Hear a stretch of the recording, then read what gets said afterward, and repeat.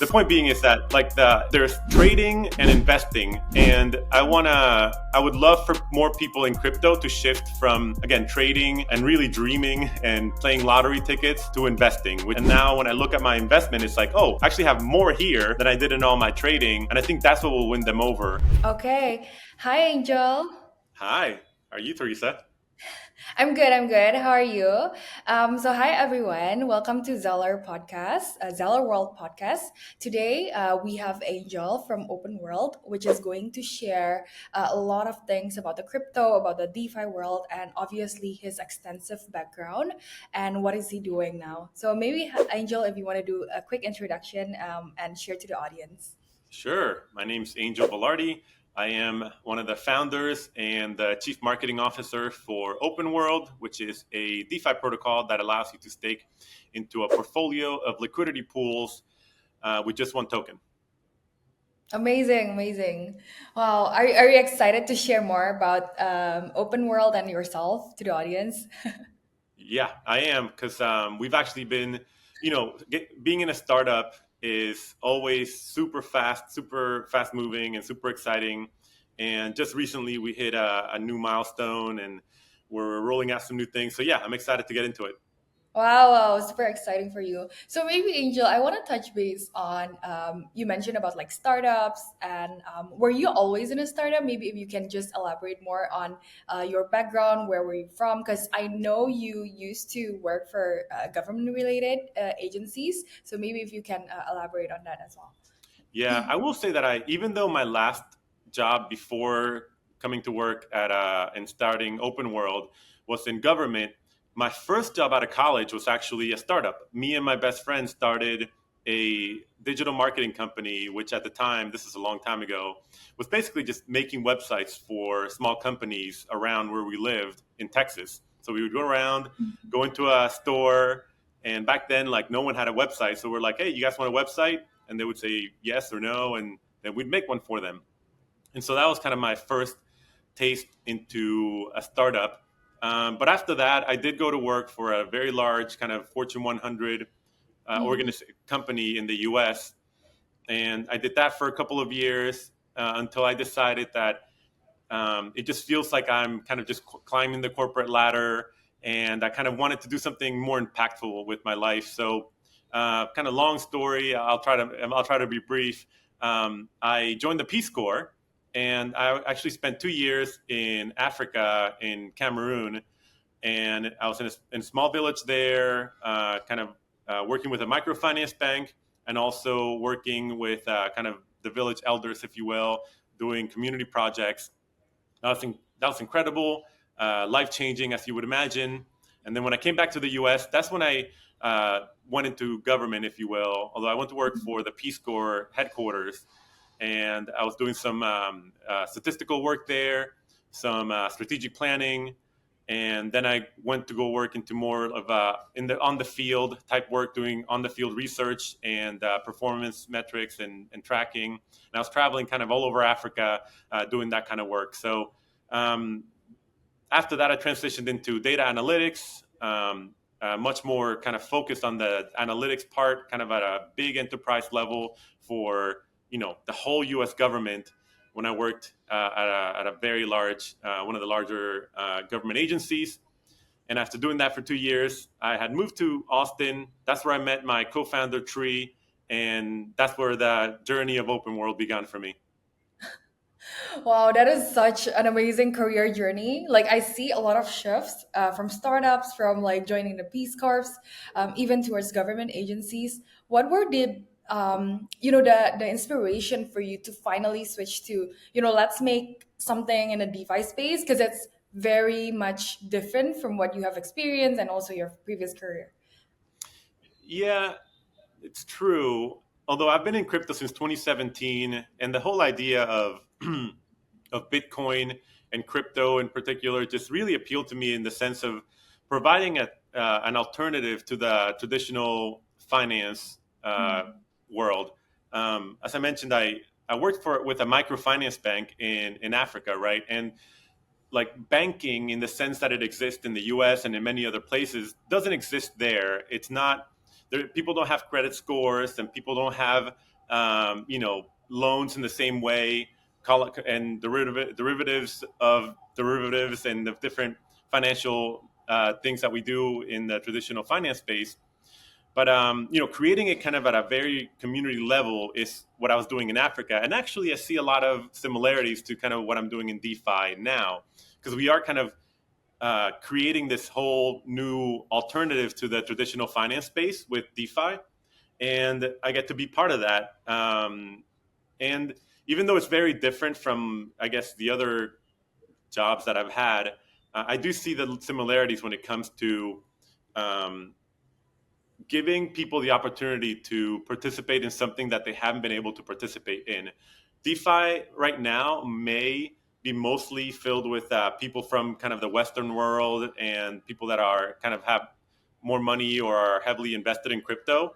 But the people that it can help the most are people who we want to reach, which are people in countries like Indonesia and in Vietnam who may not necessarily have large amount of funds or are not part of the traditional finance space, but we give them an opportunity to earn a really high yield, a high return in a decentralized way that can really benefit them in their world. I see, I see. Wow. Yeah, yeah. I can attest that because I'm from Indonesia, I can attest to that because we don't really rely on like credit scoring here, not like in the US. And then a lot of us don't have like bank account, checking accounts. We don't even save. That's not the culture. So that's definitely something that is pretty similar, maybe to what you've experienced in the past. So is that why, like the first thing that came to mind when you want to enter the DeFi, was that why? Was the inspiration for you to actually create something to tackle the sort of like challenge that you have experienced in Africa? No, to be honest, it was more the excitement of crypto in general. Just the Hmm. idea that I know we are creating a whole new industry from scratch that didn't exist before. You just think about, pre Bitcoin, like there was no crypto, no Yeah. industry that we have. And now it's, what, $2 trillion in terms of like all the different tokens market cap. And to be part of that, that we are just at the beginning. And I feel like I have a chance to help write a piece of that crypto history, and that's what excited me. And to be honest, that's really what I was looking for when I moved to Austin Mhm. initially. Austin, Texas, has a bit of a crypto hub, and that's where I ended up meeting my co-founder Tree, and where we really kind of when I invested into open world, and then finally decided to move to Vietnam to work on open world. I see. So you also mentioned that you came across Bitcoin or like sort of crypto back in 2017. How did that came across? um, like many people, I had heard about Bitcoin before, but I never bought it. First, because it was kind of hard to get. Like, how do you go buy Bitcoin? Like, I don't Yeah. know. And I didn't care enough to actually go, force myself to go do it. But then I listened to a podcast with Naval Ravikant, who you Mm, probably have heard of, right? yeah. And he was speaking quite eloquently, as he does about anything, but about crypto in particular and Bitcoin in particular.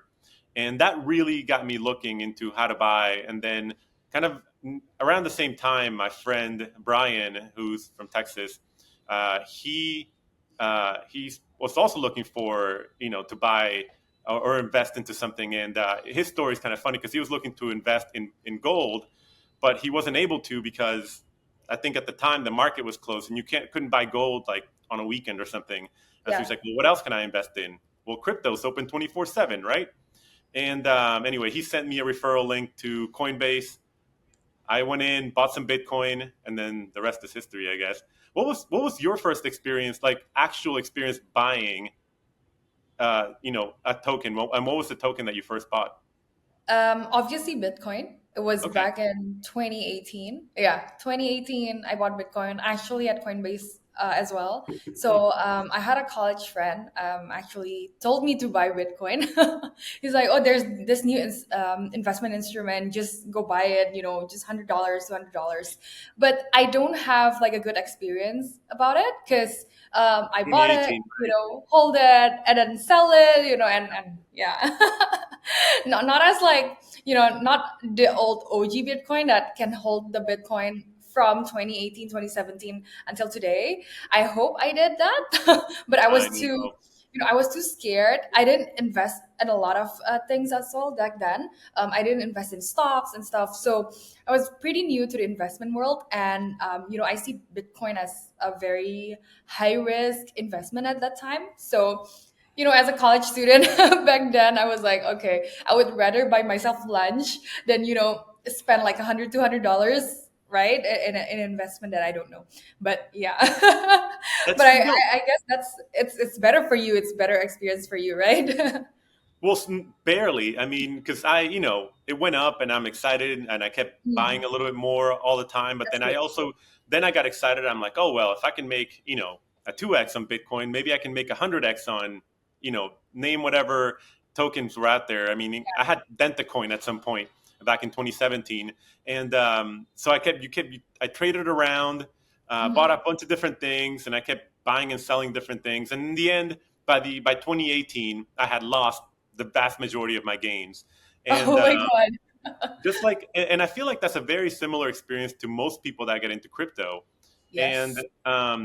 if I just look back and like say, okay, if I would have just taken all that money that I, kept putting into the market and just DCA'd into only Bitcoin, or let's say Bitcoin and Ethereum, and done nothing else up until now, like I don't know if we'd be doing this podcast right now because I might be at a beach You'd somewhere. be chilling in Uh, a beach. yeah. Well, I mean, I kind of already do because I'm typically in Da Yeah. Nang, Vietnam. But I would always be building. I'm actually don't plan to ever retire, to be honest. But the point being Yeah. is that like there's trading and investing, and Mhm. I would love for more people in crypto to shift from again trading and really dreaming and playing lottery tickets to investing, which is kind of what Open World does. We hope to like build more of a investment type tool for people. Yes, yes, exactly. Because, I used to trade. I think it's very, very true what you just said. Trading actually, over the long run, when you also invest at the same time, the compounding interest from investing is actually better from like trading all this stuff because you have like all the losses and the wins. Eventually, it's almost the same as you investing and it's less effort, right? For me, I also invest. I just invest. I average down whenever like a token comes down, or even like Bitcoin or Ethereum, they go down. I usually just top up again. So that's my strategy, right? Investing strategy. But how do you actually shift people from trading to investing? Because I also talk to a lot of people who actually got their gains from trading. They use perps trading, they use derivatives, they trade using futures, right? And even not just focusing on the Bitcoin and Ethereum, but also on the coins that are like meme coins and stuff. So how do you actually shift their mindset and really what is more attractive in terms of like investing? If you are to say for people who actually trades more than investing. Yeah, and I'm curious how you feel about the Indonesian market because my sense of the Vietnam market is that it is very much kind of a trader mentality, maybe even a degen mentality, if that's what you want to Yeah. call it. People are looking for that 100x, and it's part of like the maturing of people in the cycle. To be honest, we went through it, right? And Mm. now we're investors because we realize that like all that trading, all that effort amounts to really very little to nothing versus just accumulating wealth over time. And I think the place that I've kind of landed on is that um, asking people to shift part of their money, let's say they make a gain, shift that into investing, and then have like let's say go trade with 80% of your money. Take 20% and just say that this is going to be my long-term investment. I'm going to do $100 a week or a month or a year, whatever you can afford, and I'm just going to buy and hold over the long term. Oh, when it comes to that, if you just keep on doing that consistently over time, I think people will see that, okay, like, sure, I made a whole bunch, but then I lost it. And now when I look at my investment, it's like, oh, I actually have more here than I did in all my trading. And I think that's what will win them over. Just so I think that's kind of the selling point that we can kind of give them. Yeah. But is Indonesia the same way? Indonesian Yes. market? I think there's more of a generational understanding about like investing and trading. Usually the younger ones, the ones that are more risky, they would go for a trade instead of investing. Those are the ones that I actually know. Like they would trade because there's a lot of like trading community here, crypto communities that actually are from like signals, so they survive from like signals trading and stuff. So a lot of like the newbies actually came into crypto because they trade first instead of investing. So that's what I actually see from the market. And a lot of the airdrop culture are here. So I think it's the same Yeah. as Vietnam. A lot of degens, a lot of people that wants to earn money, so they get money quick scheme. A lot of them would go into trading first. But I guess if you walk through like more on the older generation who actually wants to get into crypto, we have like this amount of money, we just want to hold to the best and just peg it to the best token, right? Which is like most of the time it's Bitcoin and Ethereum. It's less volatile, not like those meme coins or other coins, altcoins. So I think the trend is more towards investing for them. And But and yeah, No, and I was going to go ahead. say that, and that's Mhm. where, and the challenge for them, for the kind of older people, is that crypto is still difficult to use and difficult to get into. It's a lot of scams and a lot of kind of places where you can kind of just mess up just because you don't know what you're doing, and that's where I think companies like Xellar, like Open World, we're actually kind of helping bridge that by making it easier. Yes, exactly. So maybe I wanna. I'm also curious to get your understanding right about the crypto industry in general. What do you think are like the biggest misconception about the crypto industry? Okay, so obviously, I'll speak generally but I think there are pockets of people that believe certain things that I'm about to say. But there are some people that hate the traditional finance market for the cabal that it has created, and the control that it kind of has over politics, society, etc. And they see crypto as kind of a way to revol- uh, yeah, to basically create a revolution against that. Um, Personally, I think that's too strong of a, like, I don't think that's going to happen. The cabal is here to stay, but we can create an alternative to the traditional finance space with DeFi, with crypto, and I think that's really where we can lean into, and just welcome everyone that wants to get into that, especially the people that are not in that cabal already. People in countries like Vietnam and Indonesia, in Latin America and Africa, even many people within Europe and North America. I mean, many people can benefit from being outside of the traditional finance space. So that's one of the misconceptions. The other misconception that, again, it comes from like a place that's kind of true, is that um, crypto, you can't buy Bitcoin or use Bitcoin, so there's no value to it. Like, you can't go to your local store, and use it to buy a cup of coffee or napkins or whatever. For But now. for now, exactly. And I think people are failing to see, kind of project out, 5 years from now, 10 years from now, where whether it's Bitcoin or another token, like, the idea of buying things not with a piece of paper printed, or a coin that's from earth metals and then created, but like something that's purely digital that can move at a fraction of a second, that just makes so much more sense to use as a way of transacting, that Mhm. that it is going to be the future, because it just makes so much sense. Just like in the same way that uh, cars just make more sense if they were electric, but because we've built this huge infrastructure around gas stations and rolls and tolls and everything just kind of operates around it, people don't realize that, like, no, this is a better way. We just haven't done it that way, so we need to. So it'll never happen. But the future is will always trend towards the most effective and most efficient solution, and crypto is that for when it comes to money and finance. Yes, and you know what's interesting? We're already doing like digital currency for now. Like, you're paying using Apple Pay. We use e-wallets. None of us, holds cash anymore right now. Like, I don't even have cash in my wallet right now.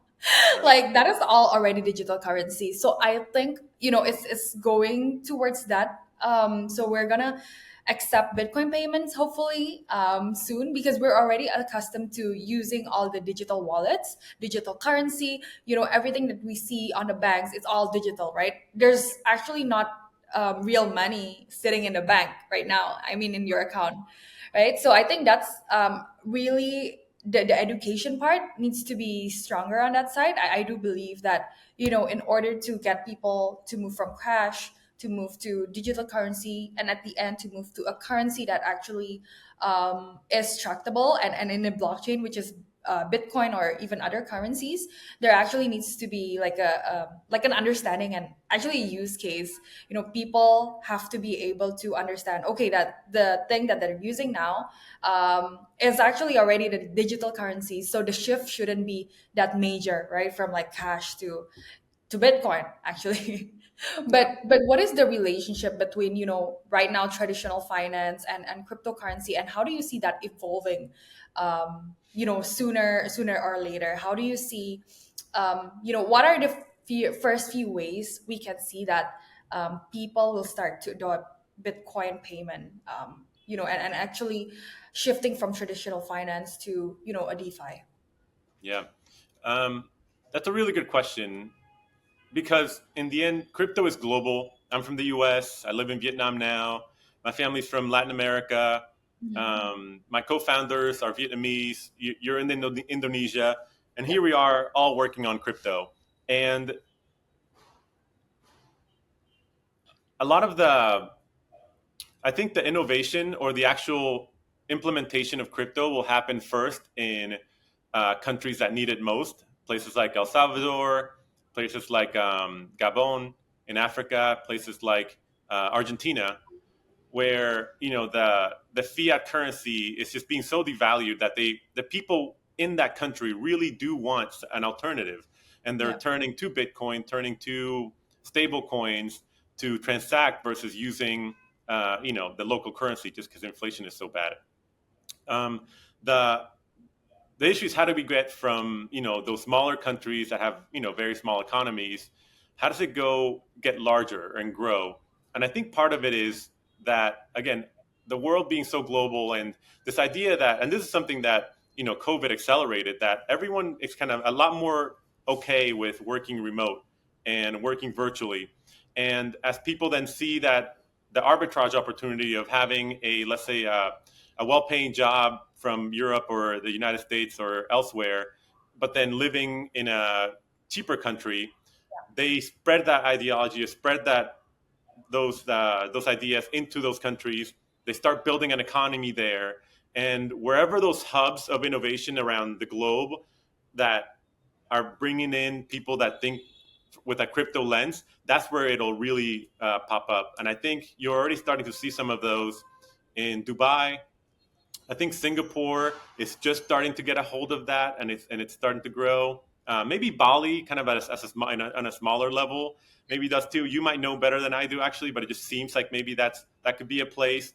And again, Argentina, Buenos Aires, especially, like there's places that are attracting a lot of crypto natives, of people that are into crypto, and those are the places that I think will grow that economy, and then it'll expand from there.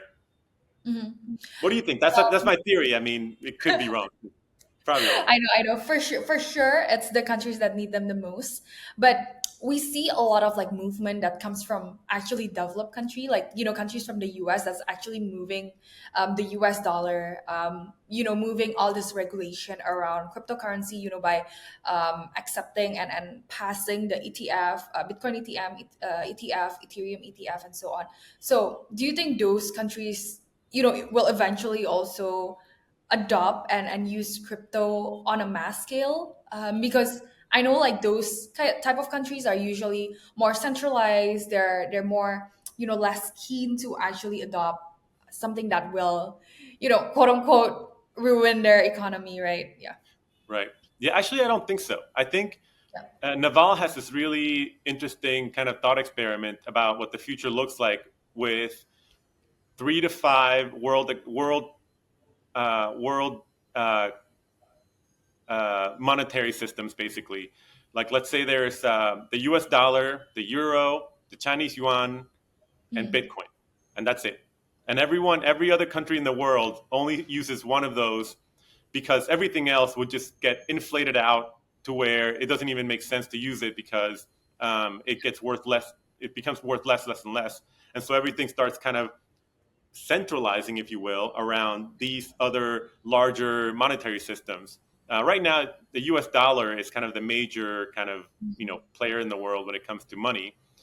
Bitcoin is last compared to all those other ones that I mentioned, but it's quickly gaining, and Yeah. it will become one of those choices that when an El Salvador or even at some point something like I won't say Vietnam, but smaller countries, but then larger countries, even something like Argentina, when they look at kind of should we start using the U.S. dollar instead of the Argentine peso, or maybe the euro, or maybe the yuan.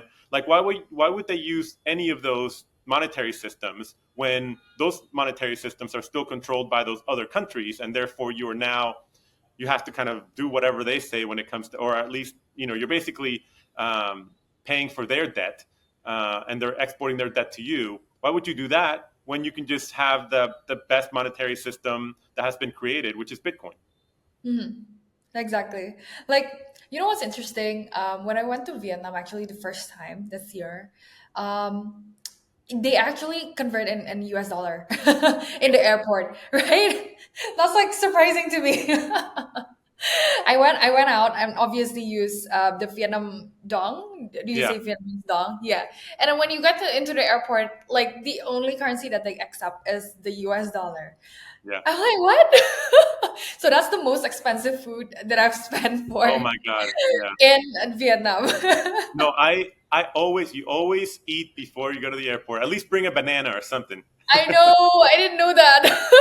I'm like, okay, let's get Burger King. What? Now I have to Yeah. pay like $14 for a burger. That's crazy. Yeah. 14 US dollar. And Right. like and if you compare it to Indonesia, like US dollar is very high. We're like constantly devaluing ourselves. So yeah. So yeah, a lot of things are actually moving. We're still obviously pegged to the US dollar very very much. Because like that's where I think that goes for Indonesia. I don't know about Vietnam, but we actually do follow like US very closely. So anything, any movement towards like the economy that happens in the US, there's always like a spillover effect to Indonesia, whether it's on the currency side, definitely, and even on the Bitcoin movement, right? Mhm. Bitcoin soon there will be like the Fed cut rates, and then there will be like elections. So Bitcoin is still highly dependent on that. Do you think Yeah. that will ever change? Yes. Although there will still be a correlation because Mhm. the largest economies are going to drive any asset price. Yeah. However, at some point, Bitcoin does become that hedge that people have been wanting it to become. Right now, Mhm. it's still too small. It is still the actual market for it is still too small, and it can be easily manipulated. And Mhm. it's still very much filled with traders, and those traders can really control kind of the price on the short term. But long term, kind of the idea is still the same that Bitcoin over the long term will become less and less available. It will become more and more scarce. And so the more you can accumulate in the short term, the better it is for you in the long term. And that long term thinking makes people want to keep buying it and hold it. And if they keep it for long enough, they know that that's just the best asset to hold long term, right? So I think there will be a decoupling a little bit, and it becomes more of a hedge. But it's still, at least for the next 20 plus years, there'll still be a really tight correlation between the two, in my Mm-hmm. opinion. Mm-hmm. What You in mentioned, Indonesia? I did sorry. have a question about in Indonesia. Are you guys do you guys track or are you guys very dependent on the Chinese economy at all? Do you guys depend on them or work with them quite closely? We do lately, because we've been receiving a lot of investment also from China. Yeah, so we do, but I think as far as I know, it's still like the US dollar.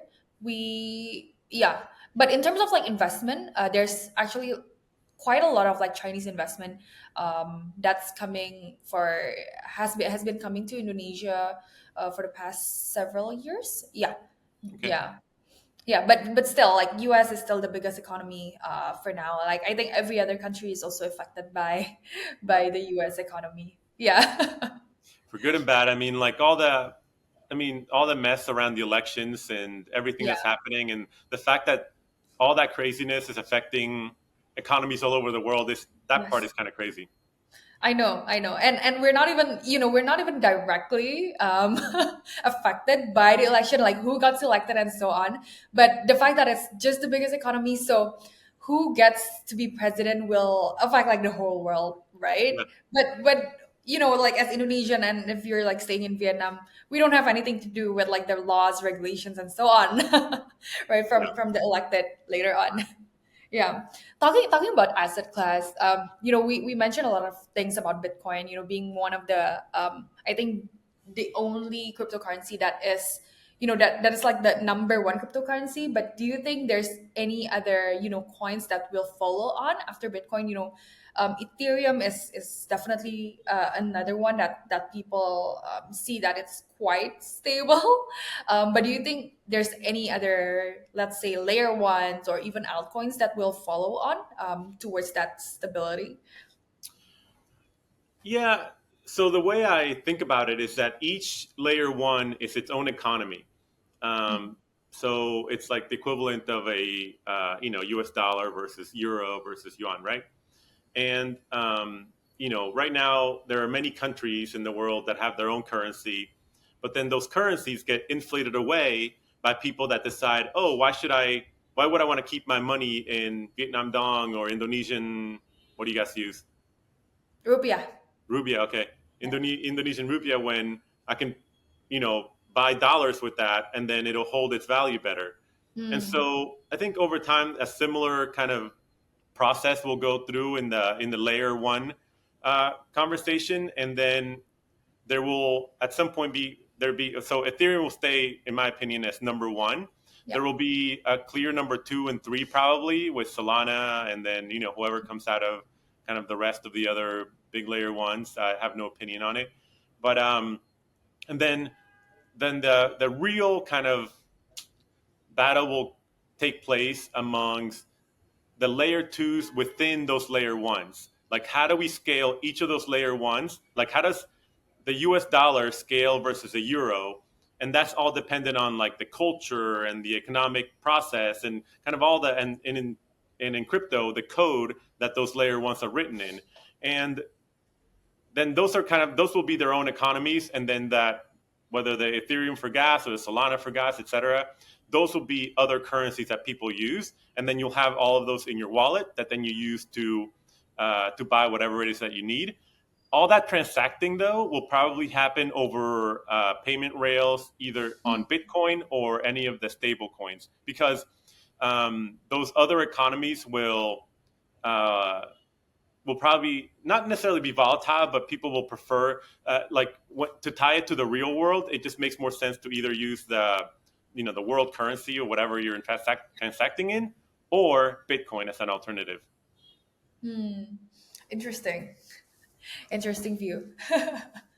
Okay, maybe we can shift towards talking about open world. Okay. So you can also, just do a quick blurb about what is open world what are you trying to achieve, and really your mission within the crypto ecosystem. Yeah, I will say that in general, our mission is to make investing into the best yielding assets in DeFi easy.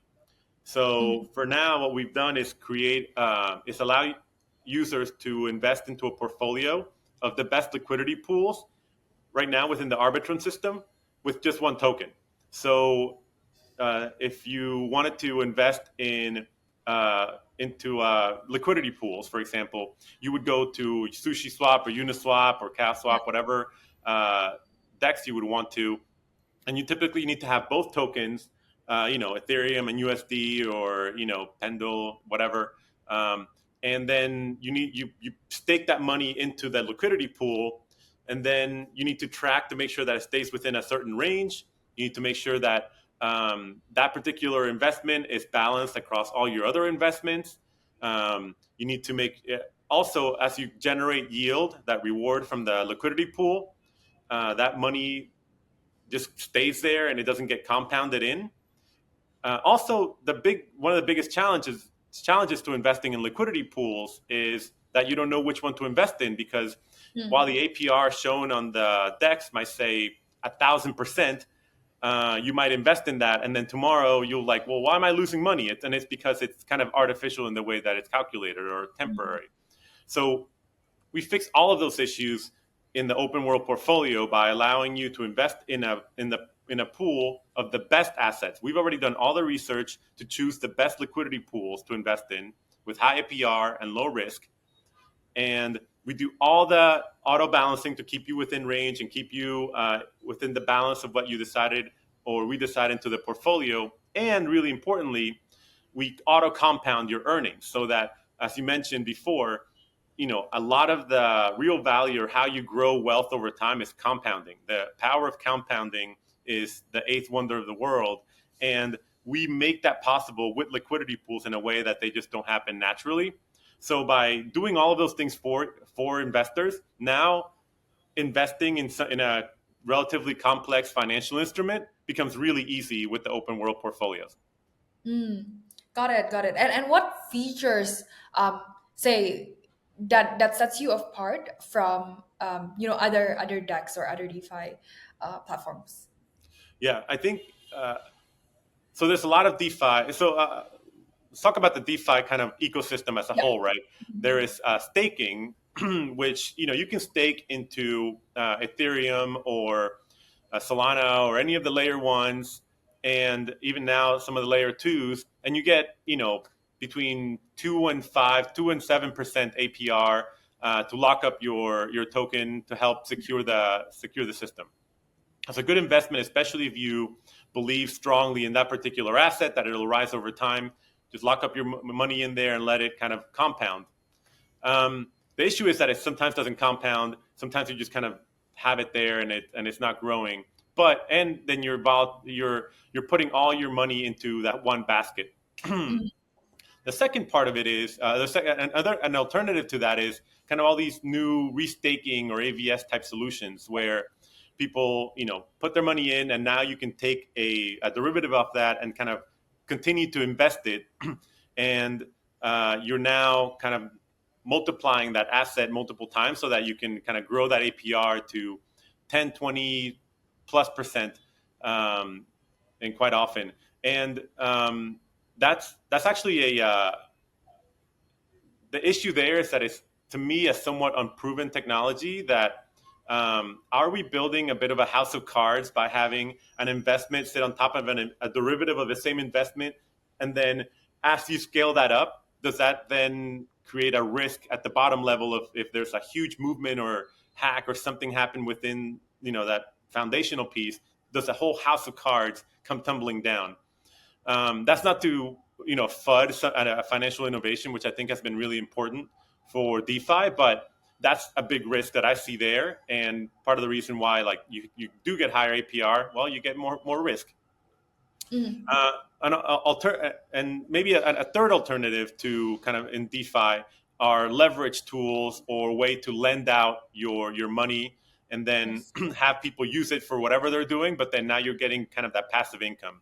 And with that comes any risk that happens when you're lending and you're leveraging, right? That are pretty well known. And the APR there can be anywhere from like 5 to 50% depending on what you're lending out, and then if you're leveraging, it can be even higher. And then with all those risks that come to it, open world in comparison, I think provides this really great risk adjusted return where you are providing a an actual use case for DeFi that dexes need to provide liquidity so that people can swap and change tokens between one token and another, and so they need liquidity. So we're providing that good, and they're paying us something for that, a fee for allowing to use that liquidity for the liquidity pools. So there's a use case that we're actually providing value to these dexes. We're getting that fee, and that fee is now compounding on open world on top of your actual initial investment to grow that investment over time. And then but a big part of the challenge of figuring out how to invest in liquidity pools is figuring out which are the ones that where you see the APR, is that Yeah. really the APR? We have a really innovative method of actually calculating the real, and it's still estimated, but a much more accurate APR that you will be receiving on your portfolio of diverse assets. And that is something that a financial innovation that has real value in terms of we're giving you something much higher than like staking or even restaking at 20, 30, sometimes even higher percent. And it's compounding so that APRs actually were underestimating how high the APR really is. Oh, And on top really? of that Mm. is that we are diversifying you into the crypto market in a way that if you just put it into one asset or you're lending out one particular token, now you're kind of fully dependent on that token going up. Yes. And with the portfolio, now you have diversification, which is really helpful as a good investment. I see. So you kind of leverage the ups and downs of the actual token itself, Yeah. and really what you're trying to offer is the safety net, to not being so risky, right? In terms of the comparison is them staking at each of the tokens by itself, Yeah. right? That's Oh my God, that is so interesting. I think if anyone of you guys if have heard from the audience, wants to learn more about open world, wants to start staking and staking your money safely, while earning a lot of returns, you can definitely check out open world. I'll also link all your socials later on in the description box. And yeah, I think that's we've come to an end of our conversation.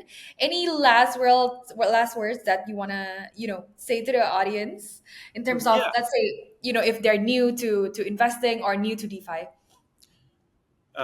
Sure. But first, I want to ask you a question. Um, Yes.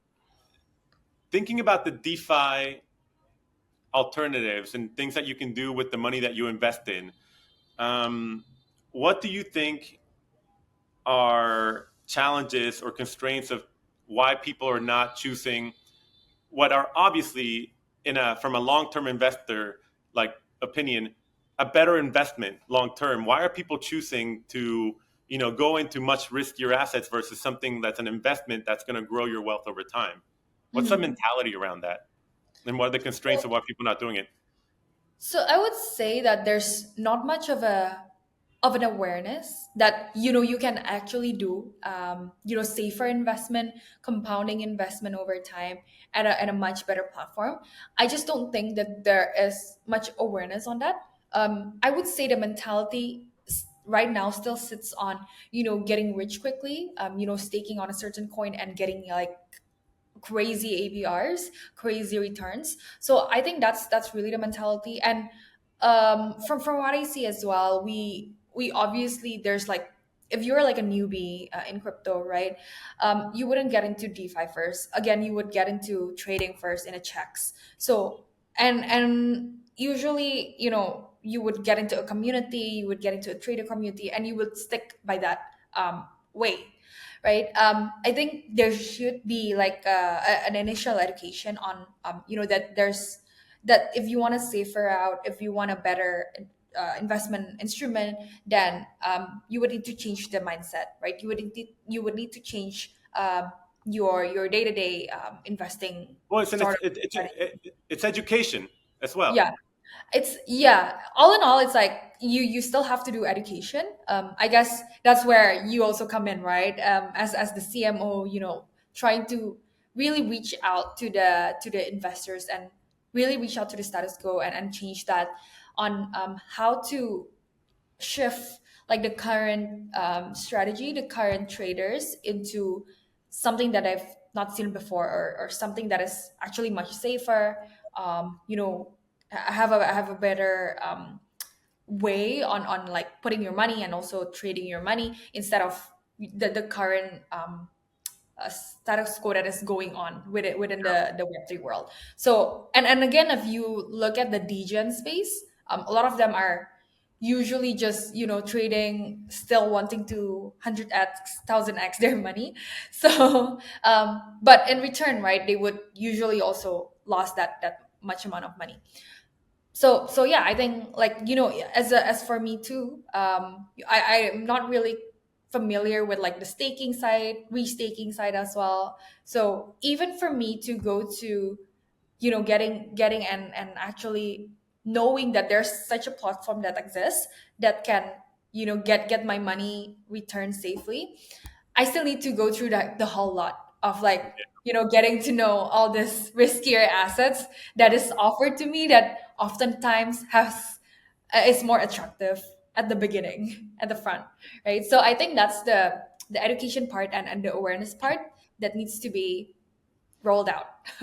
Yeah, and that's why what you're doing is so important, Teresa. I mean, I love your handle, Teresa Learns, on Twitter, and Instagram, I think, right? But I love that it's not Teresa teaches, but it's Teresa learns, Yeah, because, and then you take us along with your journey on learning crypto and whatever you're learning about, and then people learn from that. yeah. And yeah, so that's an incredible service that you're providing to people, and I really appreciate the opportunity to be able to, you know, educate a little bit about, another way of investing your money and helping crypto grow with Open World. And if you want to learn more, you can go to ow.finance, our website, and also we have a Telegram group where we try to post a lot of alpha and provide opportunities for our community members on, again, on Telegram, and that's Open World Global. But those are the two best places where you can reach and learn more about Open World. Yes. Mentioning about like Teresa learns, I actually learned a lot more, about crypto, but after I created that account. Oh yeah, of course. Yeah. Like before that, I only know the surface level, and after that, I'm actually forced to learn more deeply about like the industry, on each industry that I talk about, because I also don't only talk about crypto, but I talk about AI, I talk about other technology, Indonesian stuff too, cyber right? tech. Sorry. Indonesian market and happenings too, right? Yes, Indonesian markets too, and how does this technology actually affects the Indonesian market? Yeah, So, because that's actually more bite-sized content towards Indonesian market. All sorts of technology, but needs to have like like a link to the market right now. So what does it affect us? How does it right. affect us, right? So yeah, I actually learned more about it, and thanks to you, I learned more about DeFi, learned more about open world, and how it can encourage people and actually educate people towards better investment. That's right. That's right. Yeah, it's very similar to what Ivory's doing with our community manager. She's done a lot of educating herself on crypto, and now she shares that with others. So yeah, you guys are providing a great service. Thank you. Thanks for your insight, Angel. You're very, very insightful. Yeah, you too, Thank Teresa. It's great you. chatting with you. It was great meeting you in Bali. This was great. The spaces we did was great. Are you going to Token by any chance, or DEF CON, or any other conferences? I'm going to Token. I might be going to DEF CON. Should be. My team is going there. But the thing is, I need to apply for a visa Right. in mid-October. So my passport is going to be at the embassy. Uh, So hopefully it's already out and I got my yeah. visa and everything, so I can just fly to Thailand. All right. Well, look for me at Token. I'll be there. Yes, definitely. I'll be there from the 15. Yeah. When will you be flying over?